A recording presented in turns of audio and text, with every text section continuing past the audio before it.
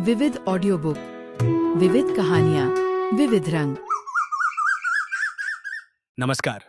तो चलिए बिना देर किए हुए शुरू करते हैं। मुंशी प्रेमचंद की रोचक कहानी शतरंज के खिलाड़ी। वाजिद अली शाह का समय था। लखनऊ विलासिता के रंग में डूबा हुआ था। छोटे, बड़े, अमीर, गरीब सभी विलासिता में डूबे हुए थे। कोई नृत्य और गान की मजलिस सजाता था तो कोई अफीम की पीनक ही के मजे लेता था। जीवन के प्रत्येक विभाग में आमोद प्रमोद का प्रावधान था। शासन विभाग में, साहित्य क्षेत्र में, सामाजिक व्यवस्था में, कला कौशल में, उद्योग धंधों में, आहार विहार में सर्वत्र विलासिता व्याप्त हो रही थी। कर्मचारी विषय वासना में, कविगण प्रेम और विरह के वर्णन में, कारीगर कलाबत्तू और चिकन बनाने में, व्यवसायी सुरमे में, इत्र मस्सी और उपटन का रोजगार करने में लिप्त थे। सभी की आंखों में विलासिता का मद छाया हुआ था। संसार में क्या हो रहा है इसकी किसी को खबर न थी। बटेर लड़ रहे हैं, तीतरों की लड़ाई के लिए पाली बधी जा रही है। कहीं चौरस बिछी हुई है, पौ बारह का शोर मचा हुआ है। कहीं शतरंज का घोर संग्राम छिड़ा हुआ है। राजा से लेकर रंक तक इसी धुन में मस्त थे। यहां तक कि फकीरों को पैसे मिलते तो वे रोटियां न लेकर अफीम खाते या मादक पीते।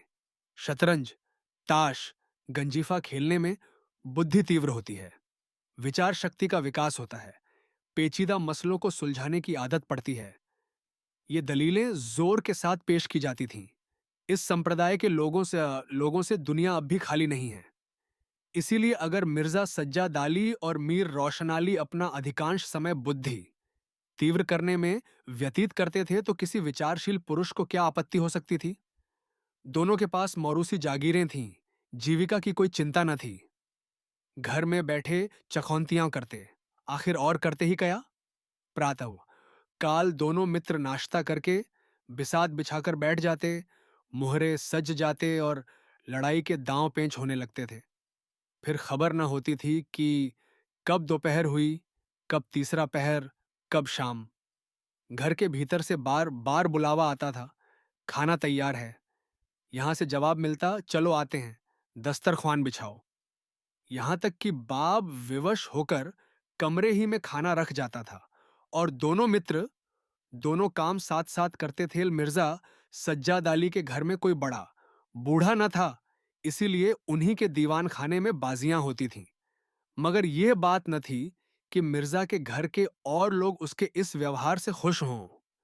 घरवाली का तो कहना ही क्या, मोहल्ले वाले घर के नौकर चाकर तक नित्य द्वेषपूर्ण टिप्पणियां किया करते थे। बड़ा मनहूस खेल है, घर को तबाह कर देता है। खुदा न करे किसी को इसकी चाट पड़े। आदमी दीन, दुनिया किसी के काम का नहीं रहता, न घर का न घाट का। बुरा रोग है। यहां तक कि मिर्जा की बेगम साहिबा को इससे इतना द्वेष था कि अवसर खोज खोज कर पति को लताड़ती थीं, पर उन्हें इसका अवसर मुश्किल से मिलता था। वह सोचती ही रहती थीं, तब तक उधर बाजी बिछ जाती थी और रात को जब सो जाती थीं, तब कहीं मिर्जा जी भीतर आते थे। हाँ, नौकरों पर वह अपना गुस्सा उतारती रहती थीं। क्या पान मांगे हैं, कह दो आकर ले जाएं।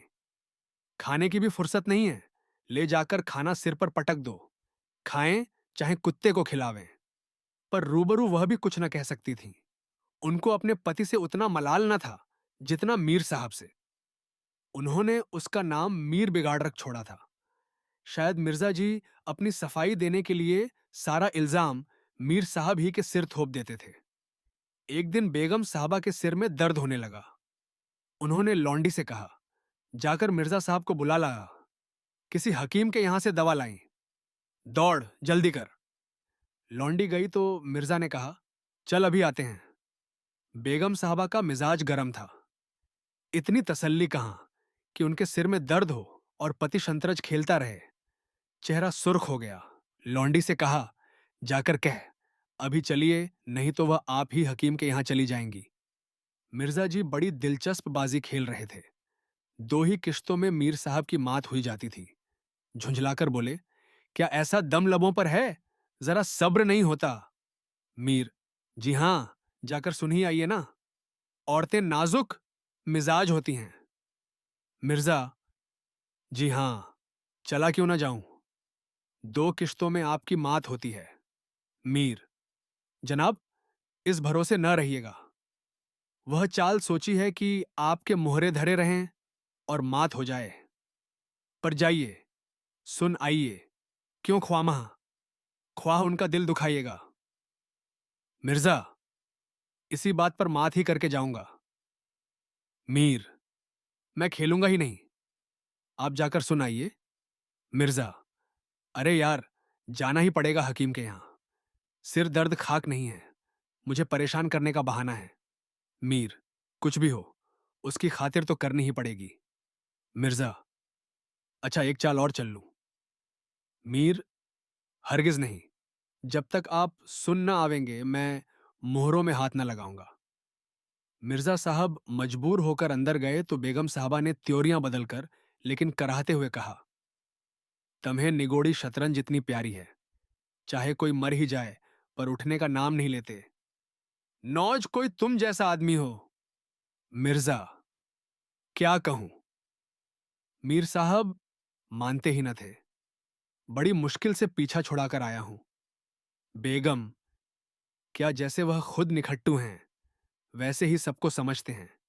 उनके भी बाल बच्चे हैं या सबका सफाया कर डाला है।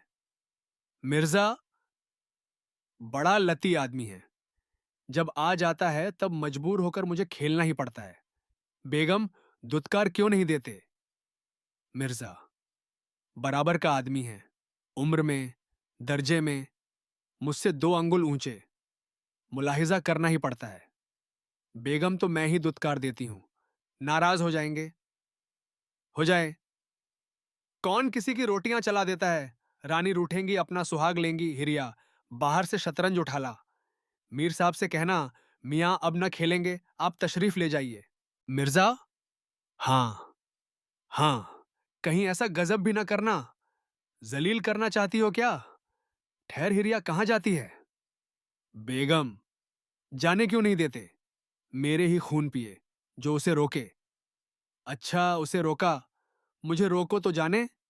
यह कहकर बेगम साहबा झल्लाई हुई दीवान खाने की तरफ चली। मिर्जा बेचारे का रंग उड़ गया। बीवी की मिन्नतें करने लगे, खुदा के लिए, तुम्हें हजरत हुसैन की कसम, मेरी ही मैयत देखे जो उधर जाए। लेकिन बेगम ने एक न मानी, दीवान खाने के द्वार तक चली गईं। पर एकाएक परपुरुष के सामने जाते हुए पांव बंद से गए। भीतर झांका, संयोग से कमरा खाली था।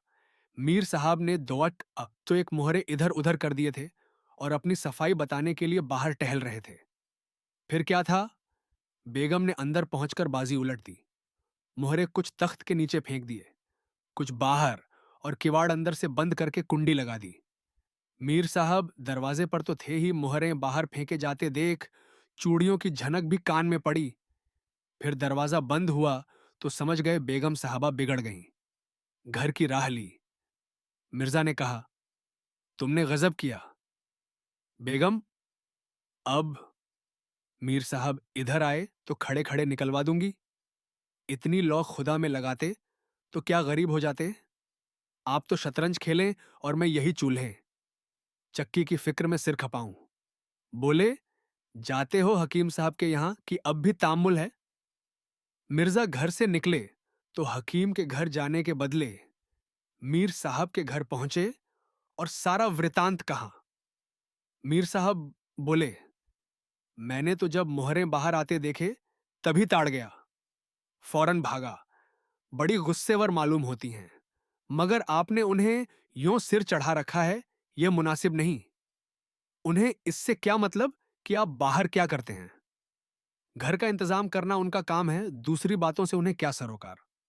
मिर्जा: खैर, ये तो बताइए, अब कहां जमाव होगा। मीर: इसका क्या गम, इतना बड़ा घर पड़ा हुआ है, बस यहीं जमे। मिर्जा: लेकिन बेगम साहब को कैसे मनाऊंगा। जब घर पर बैठा रहता था तब तो वह इतना बिगड़ती थीं। यहां बैठक होगी तो शायद जिंदा ना छोड़ेंगी। मीर: अजी बकने भी दीजिए। 2 4 रोज में आप ही ठीक हो जाएंगी। हाँ, आप इतना कीजिए कि आज से जरा तन जाइए। मीर साहब की बेगम ने किसी अज्ञात कारण से उनका घर से दूर रहना ही उपयुक्त समझती थीं। इसीलिए वह उनके शतरंज प्रेम की कभी आलोचना न करती, बल्कि कभी कभी मीर साहब को देर हो जाती तो याद दिला देती थीं। इन कारणों से मीर साहब को भ्रम हो गया था कि मेरी स्त्री अत्यंत विनयशील और गंभीर है। लेकिन जब दीवान खाने में बिसात बिछने लगी और मीर साहब दिन भर घर में रहने लगे तो उन्हें बड़ा कष्ट होने लगा। उनकी स्वाधीनता में बाधा पड़ गई। दिन भर दरवाजे पर झांकने को तरस जाती, उधर नौकरों में कानाफूसी होने लगी। अब तक दिन भर पड़े पड़े मक्खियां मारा करते थे। घर में चाहे कोई आवे चाहे कोई जाए, इनसे कुछ मतलब न था। आठों पहर की धौंस हो गई। कभी पान लाने का हुक्म होता, कभी मिठाई लाने का, और हुक्का तो किसी प्रेमी हृदय की भांति नित्य जलता ही रहता था। वे बेगम साहब से जाकर कहते, हुजूर, मियाँ की शतरंज तो हमारे जी का जंजाल हो गई। दिन भर दौड़ते दौड़ते पैरों में छाले पड़ गए। यह भी कोई खेल है कि सुबह को बैठे तो शाम ही कर दी। घड़ी आध घड़ी दिल बहलाव के लिए खेल लेना बहुत है। खैर, हमें तो कोई शिकायत नहीं। हुजूर के गुलाम हैं, जो हुक्म होगा बजा ही लावेंगे। मगर यह खेल मनहूस है। इसका खेलने वाला कभी पनपता नहीं। घर पर कोई ना कोई आफत जरूर आती है। यहां तक कि यही चर्चा होती रहती है, हुजूर का नमक खाते हैं। अपने आका की बुराई सुनकर रंज होता है, मगर क्या करें। इस पर बेगम साहिबा कहती, मैं तो खुद इसको पसंद नहीं करती, पर वह किसी की सुनते ही नहीं। क्या किया जाए।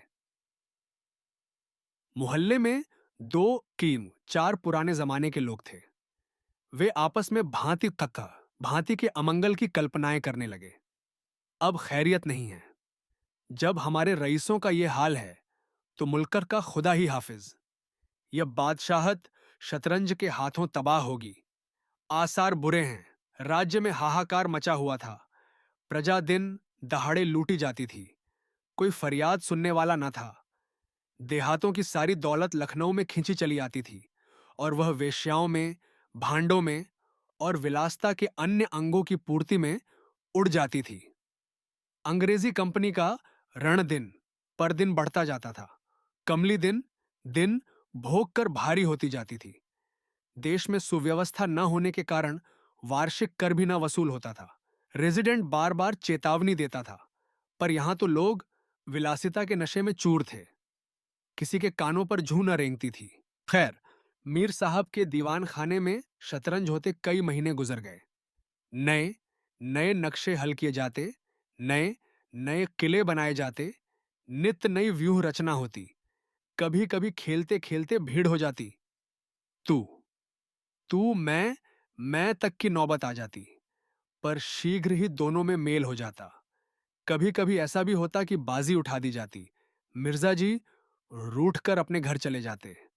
मीर साहब अपने घर में बैठते, पर रात भर की निद्रा के साथ सारा मनोमालिन्य शांत हो जाता था। प्रातःकाल दोनों मित्र दीवान खाने में आ पहुंचते थे। एक दिन दोनों मित्र शतरंज की दलदल में गोते खा रहे थे कि इतने में घोड़े पर सवार एक बादशाही फौज का अफसर मीर साहब का नाम पूछता हुआ आ पहुंचा। मीर साहब के होश उड़ गए। ये क्या बला सिर पर आई। ये तलबी किस लिए हुई। अब खैरियत नहीं नजर आती। घर के दरवाजे बंद कर लिए।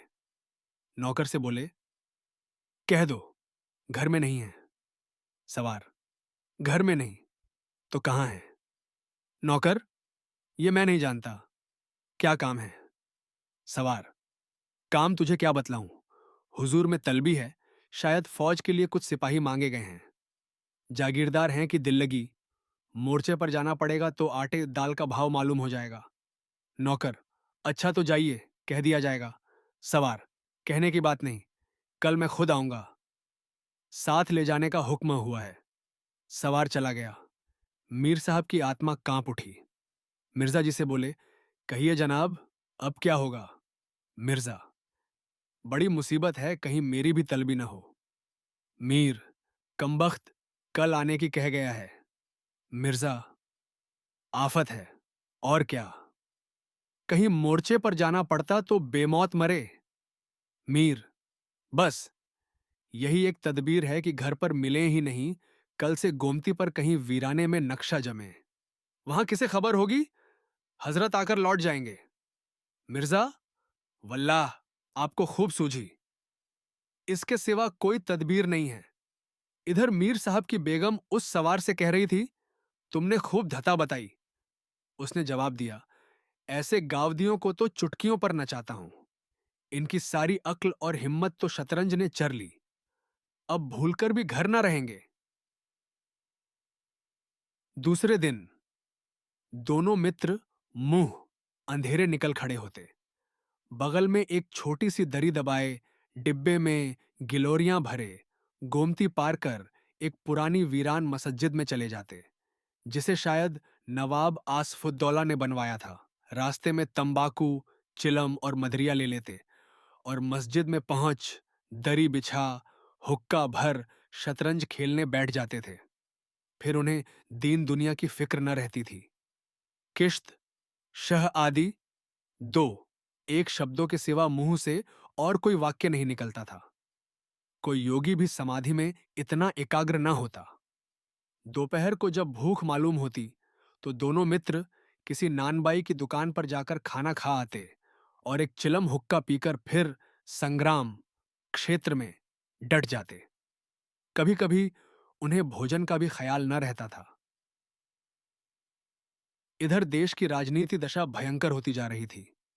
कंपनी की फौजें लखनऊ की तरफ बढ़ी चली आती थीं। शहर में हलचल मची हुई थी। लोग बाल बच्चों को लेकर देहातों में भाग रहे थे। पर हमारे दोनों खिलाड़ियों को इसकी जरा भी फिक्र न थी। वे घर से आते तो गलियों में से होकर। डर था कि कहीं किसी बादशाही मुलाजिम की निगाह न पड़ जाए, नहीं तो बेगार में पकड़े जाएं। हजारों रुपए सालाना की जागीर मुफ्त में ही हजम करना चाहते थे।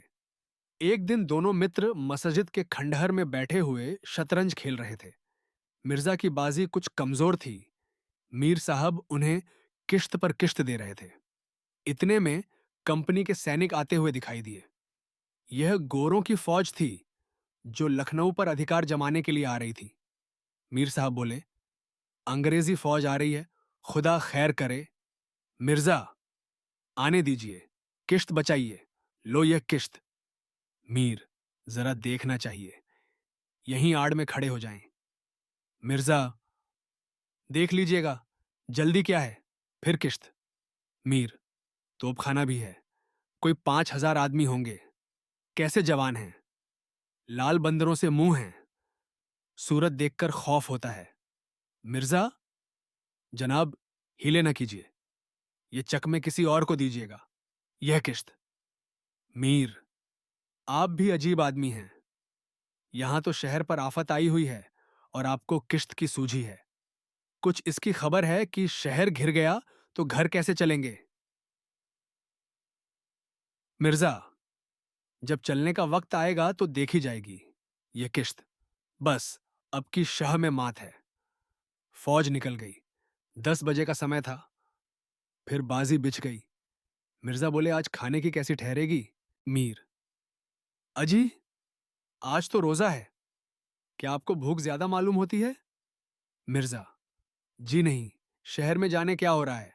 मीर, शहर में कुछ ना हो रहा होगा, लोग खाना खाकर आराम से सो रहे होंगे। हुजूर, नवाब भी ऐशगाह में होंगे। दोनों सज्जन फिर जो खेलने बैठे तो 3 बज गए। अब की मिर्जा की बाजी कमजोर थी। 4 का गजर बज रहा था कि फौज की वापसी की आहट मिली। नवाब वाजिद शाह पकड़ लिए गए थे और उन्हें किसी अज्ञात स्थान को लिए जा रही थी। शहर में न कोई हलचल थी, न मार काट। एक बूंद भी खून नहीं गिरा था। आज तक किसी स्वाधीन देश के राजा की पराजय इतनी शांति से, इस तरह खूब बहे बिना न हुई होगी। यह अहिंसा न थी जिस पर देवगण प्रसन्न होते हैं। यह कायरपन था जिस पर बड़े से बड़े कायर आंसू बहाते हैं। अवध के विशाल देश का नवाब बंदी बना चला जाता था और लखनऊ ऐश की नींद में मस्त था। यह राजनीतिक अध पतन की चरम सीमा थी। मिर्जा ने कहा, हुजूर नवाब को जालिमों ने कैद कर लिया है। मीर, होगा ये लीजिए शाह। मिर्जा, जनाब, जरा ठहरिए। इस वक्त इधर तबीयत नहीं लगती। बेचारे नवाब साहब इस वक्त खून के आंसू रो रहे होंगे। मीर, रोया ही चाहें, ये ऐश वहां कहां नसीब होगा। ये किश्त। मिर्जा, किसी के दिन बराबर नहीं जाते। कितनी दर्दनाक हालत है। मीर, हां, सो तो है ही। ये लो फिर किश्त। बस, अब की किश्त में मात है, बच नहीं सकते। मिर्जा, खुदा की कसम आप बड़े बेदर्द हैं। इतना हादसा देखकर भी आपको दुख नहीं होता। हाय, गरीब बाजिद अली शाह। मीर, पहले अपने बादशाह को तो बचाइए, फिर नवाब का मातम कीजिएगा। यह किश्त और मात। लगाना हाथ। बादशाह को लिए हुए सेना सामने से निकल गई। उनके जाते ही मिर्जा ने फिर बाजी बिछा ली। हार की चोट बुरी होती है। मीर ने कहा, आइए, नवाब के मातम में एक मरसिया कह डाले। लेकिन मिर्जा की राज्य भक्ति अपनी हार के साथ लुप्त हो चुकी थी। वह हार का बदला चुकाने के लिए अधीर हो गए थे। शाम हो गई। खंडहर में चमगादड़ों ने चीखना शुरू किया। अबाबीलें आकर अपने घोंसलों में चिपटी। पर दोनों खिलाड़ी डटे हुए थे, मानो दोनों खून के प्यासे सूरमा आपस में लड़ रहे हों। मिर्जा जी 3 बाजियां लगातार हार चुके थे। इस चौथी बाजी का रंग भी अच्छा न था। वह बार बार जीतने का दृढ़ निश्चय कर संभल कर खेलते थे, लेकिन एक न एक चाल बेढब आ पड़ती थी, जिससे बाजी खराब हो जाती थी। हर बार हार के साथ प्रतिकार की भावना और उग्र होती जाती थी। उधर मीर साहब मारे उमंग के गजलें गाते थे, चुटकियां लेते थे, मानो कोई गुप्त धन पा गए हों। मियाँ सुन सुनकर झुंझलाते और हार की झेप मिटाने के लिए उनकी दाद देते थे। ज्यों ज्यों बाजी कमजोर पड़ती थी, धैर्य हाथ से निकलता जाता था, यहां तक कि वह बात बात पर झुंझलाने लगे। जनाब, आप चाल ना बदला कीजिए। यह क्या कि चाल चले और फिर उसे बदल दिया। जो कुछ चलना है एक बार चल दीजिए। ये आप मोहरे पर ही क्यों हाथ रखे रहते हैं? मोहरें छोड़ दीजिए। जब तक आपको चाल न सूझे, मुहर छुइए ही नहीं। आप एक चाल आध घंटे में चलते हैं, इसकी सनद नहीं। जिसे एक चाल चलने में 5 मिनट से ज्यादा लगे, उसकी मात समझी जाए। फिर आपने बात बदली। चुपके से मोहरा वहीं रख दीजिए। मीर साहब का फर्जी पिटता था। बोले, मैंने चाल चली ही कब थी? मिर्जा, आप चाल चल चुके हैं। मोहरा वहीं रख दीजिए, उसी घर में। मीर, उसमें क्यों रखूं? हाथ से मोहरा छोड़ा कब था? मिर्जा, मोहरा आप कयामत तक न छोड़ें तो क्या चाल ही ना होगी? फर्जी पिटते देखा तो धांधली करने लगे। मीर, धांधली आप करते हैं। हार जीत तकदीर से होती है, धांधली करने से कोई नहीं जीतता। मिर्जा, तो इस बाजी में आपकी मात हो गई। मीर, मुझे क्यों मात होने लगी? मिर्जा, तो आप मोहरा उसी घर में रख दीजिए जहां पहले रखा था। मीर, वहां क्यों रखूं? नहीं रखता। मिर्जा, क्यों ना रखिएगा, आपको रखना होगा। तकरार बढ़ने लगी। दोनों अपनी अपनी टेक पर अड़े थे। न यह दबता, न वह। अप्रासंगिक बातें होने लगीं। मिर्जा बोले, किसी ने खानदान में शतरंज खेली होती तब तो इसके कायदे जानते। वे तो हमेशा घास छीला किए, आप शतरंज क्या खेलिएगा? रियासत और ही चीज है। जागीर मिल जाने ही से कोई रईस नहीं हो जाता। मीर, क्या घास आपके अब्बाजान छीलते होंगे? यहां तो पीढ़ियों से शतरंज खेलते चले आते हैं। मिर्जा, अजी जाइए भी। गाजी उद्दीन हैदर के यहां बाबरची का काम करते करते उम्र गुजर गई। आज रईस बनने चले हैं। रईस बनना कुछ दिल लगी नहीं। मीर, क्या अपने बुजुर्गों पर कालिख लगाते हो? वे ही बावर्ची का काम करते होंगे। यहां तो हमेशा बादशाह के दस्तरख्वान पर खाना खाते चले आए हैं। मिर्जा, अरे चल चरकटे, बहुत बढ़कर बातें न कर। मीर, जबान संभालिए, वरना बुरा होगा। मैं ऐसी बातें सुनने का आदी नहीं हूं। यहां तो किसी ने आंखें दिखाई कि उसकी आंखें निकाली। है हौसला। मिर्जा, आप मेरा हौसला देखना चाहते हैं तो फिर आइए। आज दो दो हाथ हो जाएं, इधर या उधर।